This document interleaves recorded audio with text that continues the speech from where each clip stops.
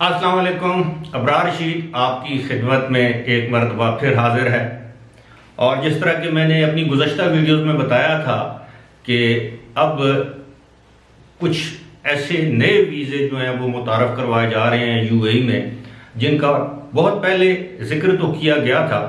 इसी तरह का एक वीज़ा है 5 साल का मल्टीपल विजिट या टूरिस्ट वीज़ा। अब इस वीज़े की जो तफसीलात सामने आई हैं वो तो मैं आपको बताऊंगा, लेकिन कुछ तफसीलात ऐसी हैं जो सामने नहीं आई। अब मैं आपको अब आपको मैं इसकी तफसील बताता हूं। 2019 के नवंबर या दिसंबर में वहां पर खबर आई थी फिर कि जी इस तरह का वीज़ा अनाउंस होगा। फिर 2020 की जनवरी में कि वहां की गवर्नमेंट ने ये फैसला किया है कि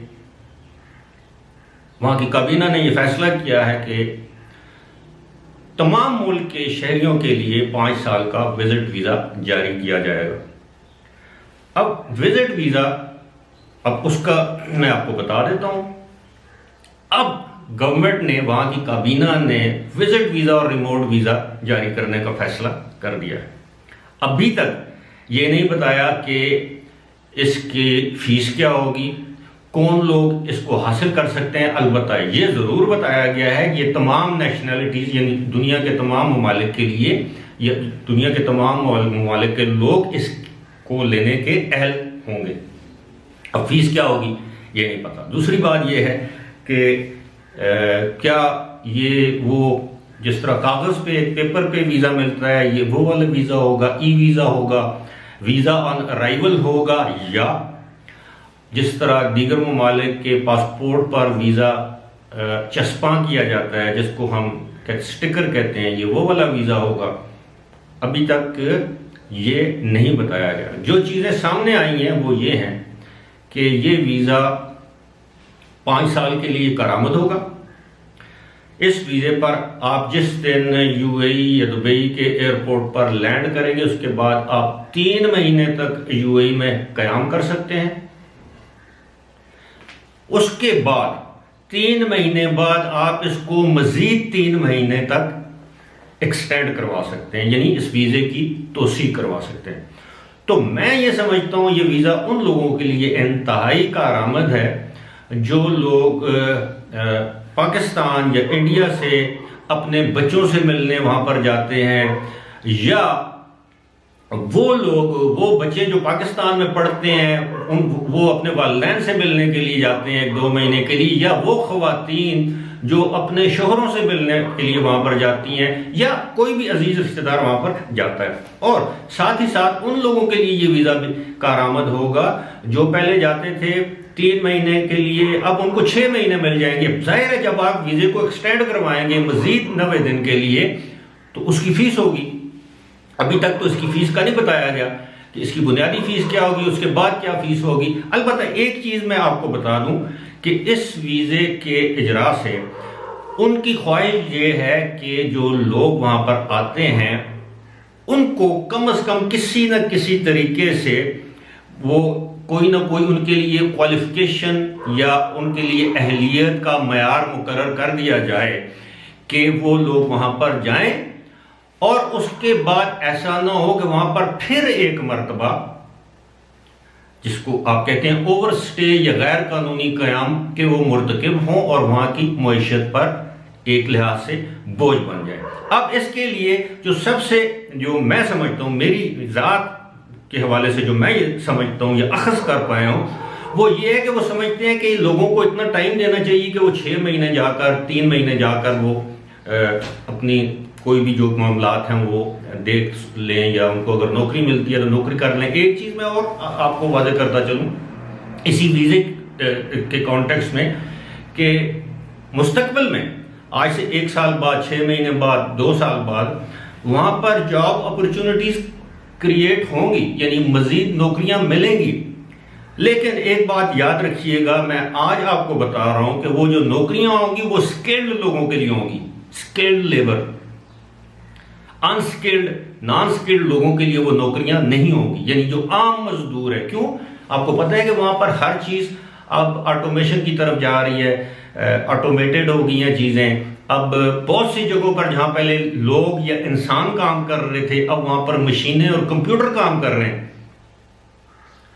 अब यहां तक कि आपने देखा होगा वहां के एयरपोर्ट्स पर भी वो आपको मेडिकल किट जो है वो वेंडिंग मशीन में मिलती है, बजाय पहले वो फार्मेसी होती थी, फार्मेसी में लोग काम करते थे, अब एक मशीन है, मशीन लगी हुई है। तो इस तरह जॉब्स जो हैं वो कुछ जगहों पर जॉब्स कम हो रही हैं, कुछ जगहों पर बढ़ रही हैं, लेकिन ओवरऑल जो जॉब है वो स्किल्ड लोगों के लिए उनकी नौकरियों में इजाफा होगा। जो अनस्किल्ड लोग हैं, गैर हुनरमंद हैं, उनकी नौकरियों में कमी वाक़ई होगी।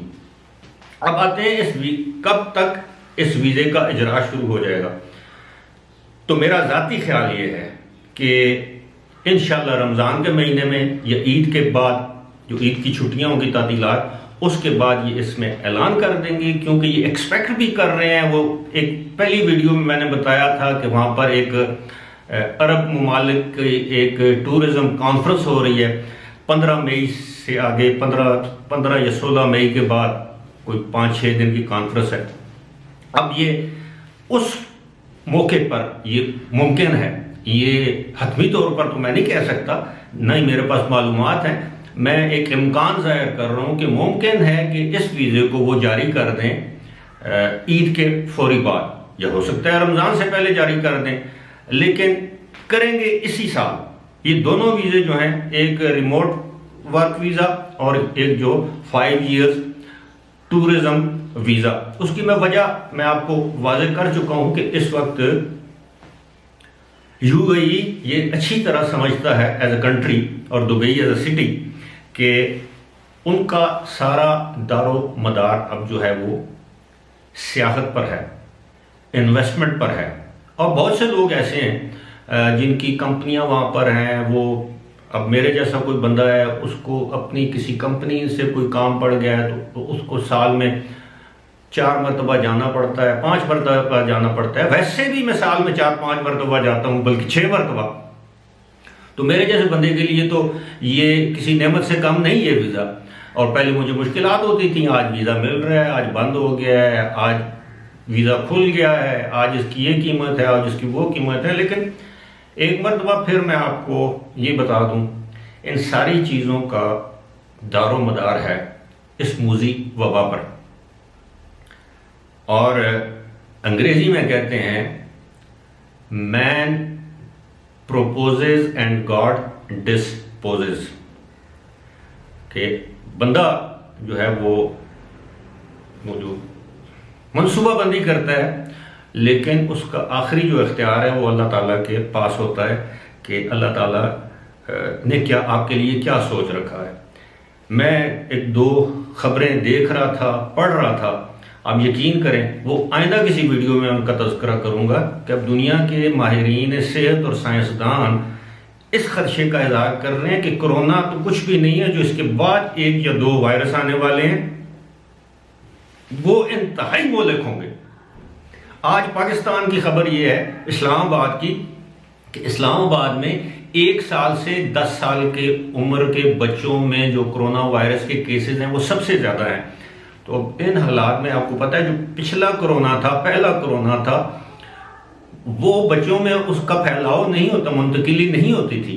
लेकिन ये जो तीसरी किस्म आई है सबसे मूजी अभी तक, ये तो बच्चों में भी, और बच्चों की अमवात हो रही हैं और बुजुर्ग इससे कम मुतासर हो रहे हैं। तो ये सारा मामला बयान करने का मकसद ये था कि ये सब कुछ डिपेंड करता है ये वबा पर, और इस वबा पर काबू पा लिया तो कोई दूसरी वबा का सामना हमें ना करना पड़े। अल्लाह से दुआ है अल्लाह ताला हम सबको जहाँ भी हैं महफूज रखे, अपने हिफ्ज़ व अमान में रखे, और कोरोना समेत हर मूजी बीमारी और वबा से हमें छुटकारा दे, हमें सेहतयाब करे और हमारी जान छुड़ाए। आमीन। इसी के साथ मुझे दीजिए इजाज़त।